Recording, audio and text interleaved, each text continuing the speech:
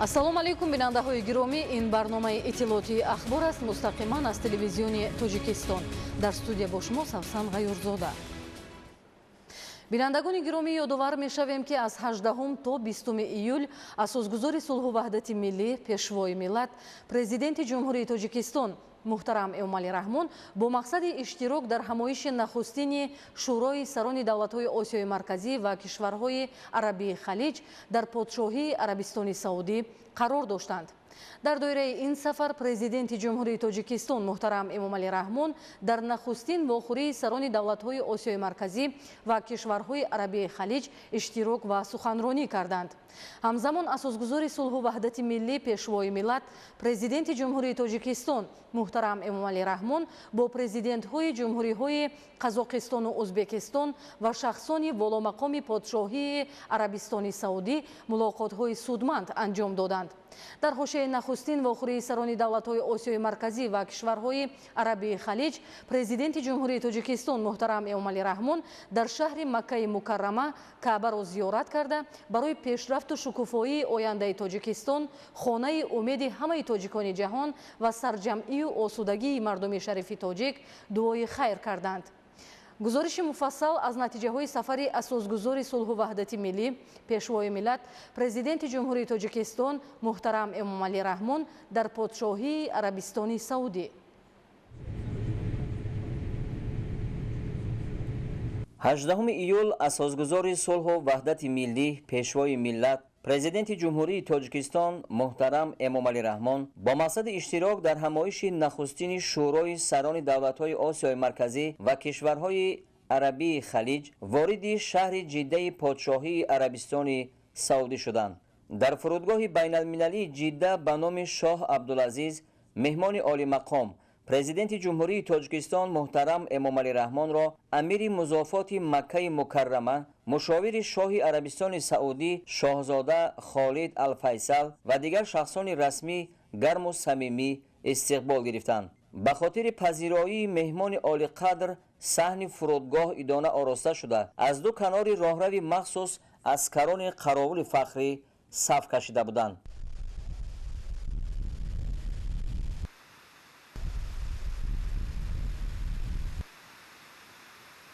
الذين هم به مشركون 19 июли соли 2023 асосгузори сулҳу ваҳдати миллӣ, пешвои миллат, президенти ҷумҳурии Тоҷикистон муҳтарам Эмомалӣ Раҳмон қабл аз иштирок дар нахустин вохӯрии сарони давлатҳои Осиёи марказӣ ва кишварҳои Арабии Халиҷ аз шаҳри Ҷидда ба шаҳри Маккаи подшоҳии Арабистони Саудӣ ташриф оварданд. президенти ҷумҳурии Тоҷикистон муҳтарам Эмомалӣ Раҳмон дар шаҳри Маккаи Мукаррама қиблаи мусулмонон Каъбаро зиёрат карданд. пешвои миллат муҳтарам Эмомалӣ Раҳмон либоси хоси маросими ҳаҷ, эҳромро ба бар карда, вориди хонаи Худо гардида, дохили Каъбатуллоҳ 2 ракъат намози нафл хонданд. ولقد نعلم أنهم يقولون إنما يعلمه بشر لسان الذي يلحدون إليه أعجمي وهذا لسان عربي مبين إن الذين لا يؤمنون بآيات الله لا يهديهم الله ولهم عذاب أليم إنما يفتري الكذب الذين لا يؤمنون بآيات الله وأولئك. سپس президенти ҷумҳурии Тоҷикистон муҳтарам Эмомалӣ Раҳмон ва ҳайати ҳамроҳи ӯ бо 7 маротиба дар задан дар гирди хонаи Каъба тавофи қиблаи мусулмонон дар рӯи заминро ба ҷо оварданд.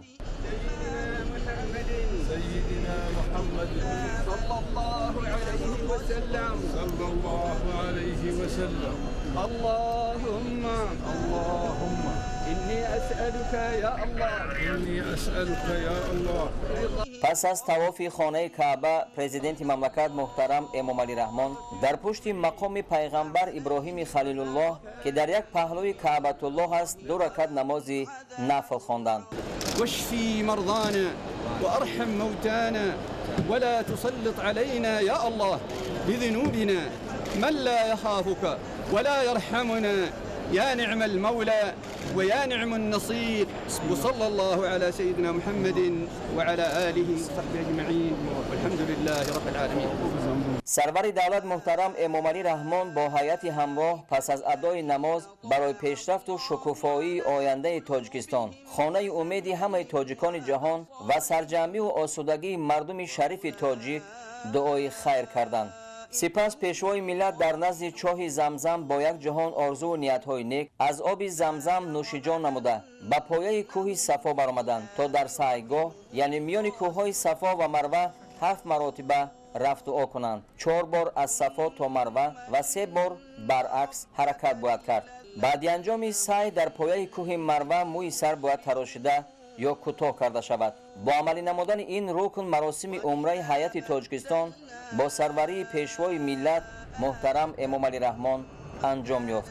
مورد ذکر خاص است که این زیارت دفعه 5 جریان میگیرد. با عنایت و مهربانی پروردگار عالم و با توجه خاص و احترام بلندی خادم حرمین شریفین پادشاه عربستان سعودی و پرزیدنت جمهوری تاجیکستان محترم امام علی رحمان میسر گردید که 3 مرتبه به داخل خانه رمزی خدا کعبه الله وارد شده با گذاشتن 2 رکعت نماز برای تاجیکستان عزیز و مردم شریف آن دعای و فاتحه نکو نمایند. پشتیبانی پیوسته از نام پاک دین مبین اسلام در عرصه منطقه و جهان چند دفعه با زبان تاجیکی نشر و دسترس مردم کردن قرآن کریم و در سطح ملی و بین المللی تسجیل نمودن 1310 سالگی اساسگذار مذهب تحمل پذیری حنفی ابو حنیفه نعمان ابن ثابت امام اعظم از جمله خدمت‌های شایان پیشوای ملت تاجیکان در جهان اسلام میباشند که او را به شأن و اعتبار بلند رساندند. با چنین شرف بلند دست یافتن سرور دولت تاجیکستان و پیشوای تاجیکان جهان محترم امام علی رحمان بازگوی از نفوذ و اعتبار شایسته او در عالم اسلام است. این است که او بارها به فهرست 500 مسلمان صاحب نفوذ عالم شامل گردیده است. خاطررسان باید نمود که تا این وقت پرزیدنت جمهوری تاجیکستان محترم امام علی رحمان سالهای 1997 2001 2005 2016 و 2017 به پادشاهی عربستان سعودی سفرهای رسمی و کاری انجام دادند. باعث خوشنودی و شکرگزاری است که پرزیدنت و حکومت جمهوری تاجیکستان برای شهروندان زائرانی که مقصد طواف خانه کعبه و زیارت روضه پیامبر اسلام محمد مصطفی صلی الله علیه و سلم را دارند سال تا سال تدبیرهای خیر را عملی می نمایند. شرایط سفر و بدوباش حاجیان از جانب حکومت جمهوری تاجیکستان در همکاری با پادشاهی عربستان سعودی بهتر می گردد.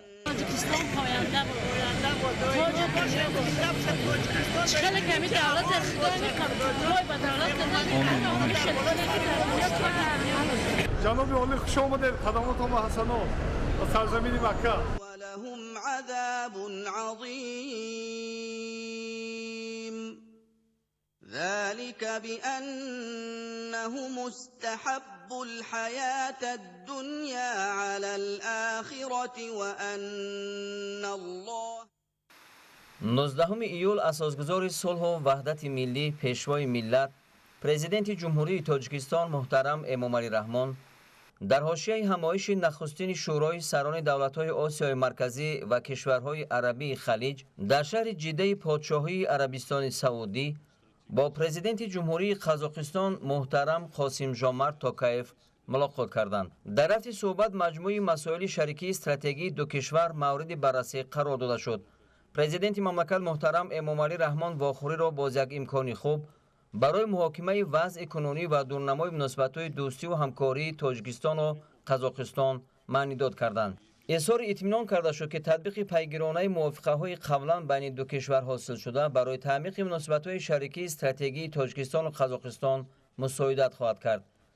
در این رابطه جانب‌ها رفت آمادگی را به چاره‌بینی‌های مشترک دوجانبه و بسیار جانبه منطقوی و بین‌المللی در پیش ایستاده مورد محاکمه قرار دادند.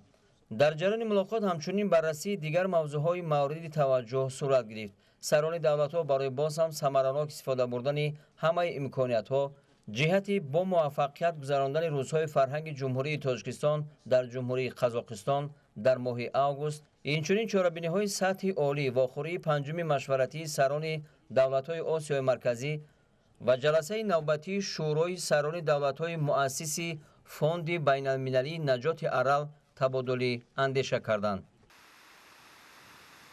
19 ایول اساسگزار صلح و وحدت ملی پیشوای ملت پرزیدنت جمهوری تاجیکستان محترم امامعلی رحمان در حاشیه همایش نخستین شورای سران دولت‌های آسیای مرکزی و کشورهای عربی خلیج در شهر جده پادشاهی عربستان سعودی با پرزیدنت جمهوری ازبکستان محترم شوکت میرزیویف ملاقات کردند. در رفت صحبت مجموعی وسیع مسائل همکاری، دوستی و برادری و حسن همجواری تاجیکستان و ازبکستان مورد بررسی قرار داده شد. پرزیدنت مملکت محترم امامعلی رحمان از حالت و سطح امروزه مناسبت‌های دو کشور و تدبیرهای حکومت‌ها جهت تعمیق رابطه‌ها اظهار قناعتمندی کردند. جانب‌ها وضع رابطه‌های دو کشور را در سطح دو جانبه و هم در چهارچوب تشکیلات و سازمان‌های منطقوی و بین‌المللی بررسی نمودند. 19 ایول اساسگزار صلح و وحدت ملی پیشوای ملت پرزیدنت جمهوری تاجیکستان محترم امامعلی رحمان در شهر جده عربستان سعودی در حاشیه نخستین نشست سران دولت‌های آسیای مرکزی و کشورهای عربی خلیج با ولیعهد و رئیس شورای وزیران پادشاهی عربستان سعودی شاهزاده محمد ابن سلمان آل سعود ملاقات کردند. در رفت واخوری مجموعی وسیع مسائل همکاری تاجیکستان و پادشاهی عربستان سعودی بررسی گردید. پرزیدنت مملکت محترم امامعلی رحمان با ولیعهد و رئیس شورای وزیران پادشاهی عربستان سعودی شاهزاده محمد ابن سلمان آل سعود از پذیرایی و به جانب عربستان سعودی برای حسن توجه و مهمان نوازی صمیمی صدقاً اظهار سپاس کردند. جانب‌ها نشست اولین را در قالب آسیای مرکزی خلیج رویدادی مهم در تاریخ معاصر رابطه‌های مشورت‌های دو منطقه ارزیابی کرده اظهار اطمینان نمودند که نتیجه‌های آن به تقویت رشته‌های دوستی و پیشبرد همکاری‌های سودمند جانب‌ها مساعدت مؤثر خواهند کرد. در رفت ملاقات طرف‌ها از راه‌اندازی و تقویت مکالمه استراتژی میان دولت‌های آسیای مرکزی و کشورهای اعضای شورای همکاری کشورهای عربی خلیج جانبداری نمودند. ضمن واخوری مسائل همکاری دو کشور در بخش‌های برای جانب‌ها سودمند، تحکیم رابطه‌های حسنه، نقش خاصه مکالمه پیوسته سطح عالی و بلند جانب‌ها محاکمه گردید. جانب‌ها در رفت ملاقات بر رشد و گسترش رابطه‌های سیاسی، تجارتی و اقتصادی در چهارچوب کمیته مشترک دوستی پارلمانی، کمیسیون مشترک بین حکومتی همکاری اقتصادی و تجارتی و علمی و تکنیکی، فرم سرمایه‌گذاری دو کشور و فوند رشد سعودی توجه ظاهر کردند. توسعه همکاری‌ها در بخش‌های انرژتیک، نقلیات، همچنین کارکرد محصولات کشاورزی، صنعت سبک، خوراکواری، داروسازی و استخراج معدن از سمت‌های برای هر دو جانب سودآور ارزیابی گردید. جلب سرمایه سعودی برای رشد بخش‌های اقتصادی ملی تاجیکستان که دارای ذخیره و امکانات‌های فراخ است ضرور شمرده شد. توسعه منبع‌های رابطه‌های فرهنگی و بشری عامل مهم تحکیم دوستی، بی‌زوال و برادری بین مردمان دو کشور معنیداد گردید. جانب‌ها ضمن صحبت همچنین مسئله رشد و تحکیم همکاری‌ها را در ساحه‌های علم و معارف، سیاحی، تندرستی و ورزش و جوانان بررسی کردند. گسترش همکاری کشورها در عرصه امنیتی از جمله جهت مقاومت به خطر و تهدیدهای معاصر از موضوعهای دیگر ملاقات بود که جانب‌ها اطراف آنها تبادل افکار نمودند. در آخر ملاقات پرزیدنت مملکت محترم امامعلی رحمان از ولیعهد و رئیس شورای وزیران پادشاهی عربستان سعودی شاهزاده محمد ابن سلمان آل سعود دعوت به عمل آوردند که در وقت برایشان مساعد با سفر جوابی رسمی به تاجیکستان تشریف آورند. 19 ایول اساسگزار صلح و وحدت ملی پیشوای ملت پرزیدنت جمهوری تاجیکستان محترم امامعلی رحمان در شهر جده عربستان سعودی در نخستین واخوری سران دولت‌های آسیای مرکزی و کشورهای عربی خلیج اشتراک و سخنرانی نمودند. در آغاز سخنرانی خود پیشوای ملت محترم امامعلی رحمان با پادشاه عربستان سعودی خادم حرمین شریفین اعلی حضرت سلمان ابن عبدالعزیز آل سعود و ولیعهد رئیس شورای وزیران عربستان سعودی والا حضرت محمد ابن سلمان برای دعوت و نشست و مهمان نوازی منتداری خود را اظهار نموده. همزمان جانب عربستان سعودی را برای سطح بلند تشکیلی و با موفقیت برگزار نمودن موسم حج در سال جاری تبریک گفتند. بسم الله الرحمن الرحیم. والا حضرت شاهزاده محمد ابن سلمان آل سعود ولیعهد پادشاهی عربستان سعودی، محترم سران دولت ها و رهبران هیئت ها، محترم دبیر کل شورای همکاری کشورهای عربی خلیج، خانم ها و جنابان، در آغاز میخواهم به خادم حرمین شریفین سلمان ابن عبدالعزیز آل سعود پادشاهی عربستان سعودی و والا حضرت ولیعهد محمد ابن سلمان برای دعوت به نشست امروزه و مهمان نوازی منتداری صمیمی خود را اظهار نمودند. در برابر این جانب عربستان سعودی را در ارتباط با تشکیل و تنظیم باقرار موسم حج سال روان تبریک میگویم. کشورهای آسیای مرکزی و حوزه خلیج را مشترکات عمیق تاریخی، فرهنگی و معنوی با هم می‌پیوندند. مردمان ما با تکیه و ارزش‌های مشترک طول عصرها در رشد تمدن جهانی سهمی مؤثر گذاشتند. تاجیکستان از روزهای اولی صاحب استقلالی تحکیم رابطه‌های گوناگون جهانبر را با کشورهای اعضای شورای همکاری کشورهای عربی خلیج همچون یکی از سمت‌های مهم سیاست خارجی خود معین نموده به آینده آنها نظری نیک دارد. در این زمینه ما از تشبوس راه اندازی مکالمه استراتژی در قالب آسیای مرکزی خلیج جانبداری می‌نماییم. آماده ایم همکاری های سودمند را در ساحه‌های گوناگون اقتصاد، تجارت، سرمایه‌گذاری، بخش فرهنگی و دیگر عرصه‌های مورد منفعت جانبا از جمله در دایره نقشه عملی مشترک برای سال‌های 2023-2027 تقویت بخشیم. در این ضمن برای این مقصدها استفاده کردن اقتدار نهادهای مالیوی کشورهای عربی خلیج از جمله فاندهای رشدی عربستان سعودی، کویت، امارات متحده عربی، قطر، اینچنین مرکز امداد پادشاه سلمان، سازمان شیخ زاید و گروه بانک اسلامی روش را هم مهم می‌دانیم. در این رابطه پیشنهاد دارم که فاندی مخصوص برای سرمایه‌گذاری و دستگیری رشد در صیغه آسیای مرکزی خلیج تأسیس داده شود.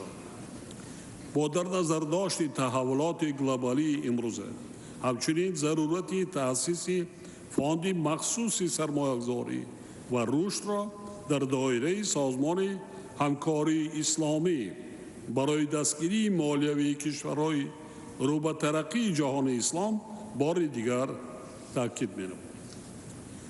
قابل ذکر است که سمت‌های افضلیت‌ها که ما در تطبیق لایحه‌های سرمایه‌گذاری، ساحه انرژی، صنعت، بخصوص صنعت سبک، خوراکواری، استخراج معدن، کشاورزی، بانکداری، سیاحی، اطلاعاتی و کمیونیکاسیونی، رقمی کنانی اقتصادیات و امکانیت‌های ترانزیتی و نقلیاتی جانب‌ها را فرا می‌گیرد. تاجیکستان که دارای اقتدار بزرگی گیدرو انرژیتیکی می باشد تلاش دارد تا بخش انرژیتیک سبز را توسط ساختن سلسله نیروگاه‌های گوناگون حجم همه جانبه منافع تمام منطقه رشد دهد. ما امید داریم که کشورهای عربی خلیج و نهادهای مالیوی آنها توسط سرمایه‌گذاری در تطبیق طرح‌های گیدر انرژیتیکی سهم خواهد داشت. همچنین تأسیس کارخانه‌های مشترک کارکرد محصولات کشاورزی از لحاظ اکولوژی تازه با مقصد صادرات و بازارهای کشورهای خلیج از جمله لایه‌های آینده‌دار همکاری‌های سودمند ما خواهد بود. تاجیکستان با تطبیق لایه‌های تجارتی و اقتصادی و نقلیاتی و کمیونیکاسیونی دارای اهمیت منطقوی توجه خاصه ظاهر می‌نماید. ضمناً جلب سرمایه کشورهای عربی خلیج را با ساختمان شاهراه‌های اتومبیلگرد و راه‌های آهن معاصر جهت برآمدن به بندرهای بحری مهم می‌شماریم. ما با در نظر داشت ظرفیت‌های فراوان خود آماده ایم که جهت گسترش همکاری در ساحه سیاحی اقدام‌های مشترک موثر را راه‌اندازی نماییم. جاری نمودن نظام یک طرفه بی‌روادی از جانب تاجیکستان در سال 2022 برای شهروندان کشورهای منطقه خلیج با پیشبرد باثمر این روند مساعدت خواهد کرد. توسعه همکاری‌ها در ساحه هومانیتاری را با مقصد تقویت دوستی و نزدیکی مردمان کشورهایمان مهم و با مورد می‌سازیم. در سطح علم و معارف با مقصد موافق می‌دانیم که رابطه‌های میان دانشگاه‌های و کشورهای آسیای مرکزی و خلیج جهت تبادل تجربه، تحقیقات علمی و تطبیق برنامه‌های تعلیمی کسبی بخصوص در رشته علم‌های دقیق راه‌اندازی کرده شد. تأسیس کارخانه‌های مشترک داروسازی و آزمایشگاه‌های طبی، تبادل تجربه و معلومات آید به ظهورات اپیدمی‌ها و واکسینه گذارانی نمونه باثمر این روند بوده می‌تواند. در ادامه رابطه‌های هومانیتاری ما اقدام‌های مشترک فرهنگی را برای جوانان از قبیل فارم جوانان منطقه‌های ما جانبداری می‌نماییم. از برگزاری چهارمین‌های مختلف ورزشی در دایره فدراسی‌های بین‌المللی، قطعه‌ای و منطقه‌ای استقبال می‌نماییم. مسئله دیگری که با آن می‌باید تمرکز کرد، این دیگرگونی‌های کلی در نظام روابط بین‌المللی میباشد که امروز بر اثر رقابت‌های ژئوپلیتیکی گلوبالی صورت می‌گیرد. منطقه ما نیز از این تحولات در کنار نمانده‌اند. در شرایط کنونی شدت گرفتن تهدید و خطرهای گلوبالی امنیتی کشورهای ما را ضرور است که برای حل قضیه‌های منطقوی و بین‌المللی تماس و همکاری‌های بیشتر زیست را برآورد.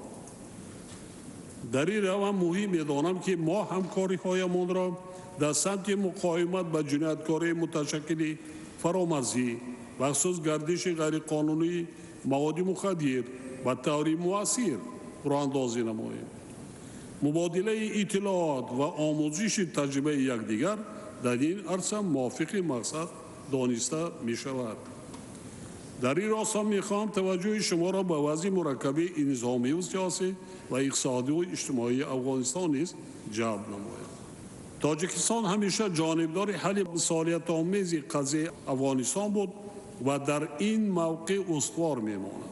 در برابر این ما بر آنیم که تأسیس حکومت همه‌شمول با اشتراک فعال نمایندگان همه گروه‌های قومی، سیاسی و اجتماعی تأمین حقوق و آزادی‌های شهروندان بخصوص زنان و دختران می‌تواند در افغانستان زمینه استوار استقرار صلح و ثبات را فراهم آورد. ما از همه گونه تلاش‌های سیاسی و دیپلماتی جهت حل مشکلات افغانستان و تدبیرهای رسانیدن کمک‌های هومانیتاری به مردم آن جانبداری می‌نماییم. با ابراز منتداری برای دستگیری و تشبس‌های گلوبالی تاجیکستان در این جهت اظهار امید می‌نمایم که ما من بعد نیز همکاری ثمربخش خود را عاید به حل مشکلات آب و تغییر آبی اقلیم ادامه خواهیم داد. در فرجام بار دیگر به پادشاه عربستان سعودی برای تنظیم موفقانه این همایش اظهار سپاس می‌نمایم. اطمینان کامل دارم که نشست امروزه در تاریخ مناسبت‌های دو جانبه و بسیار جانبه کشورهای ما صحیفه نو را باز کرده برای رشد و تحکیم میانبرده همکاری‌های برای جانب‌ها سودمند زمینه مساعد خواهد گردید. از توجهتان سپاسگزارم. از روی نتیجه های واخوری اعلامیه مشترک سران دولت های آسیای مرکزی و کشورهای اعضای شورای همکاری دولت های عربی خلیج قبول گردید. بیننده های عزیز و گرامی، این بود برنامه اطلاعاتی اخبار. خیر، سلامت باشید.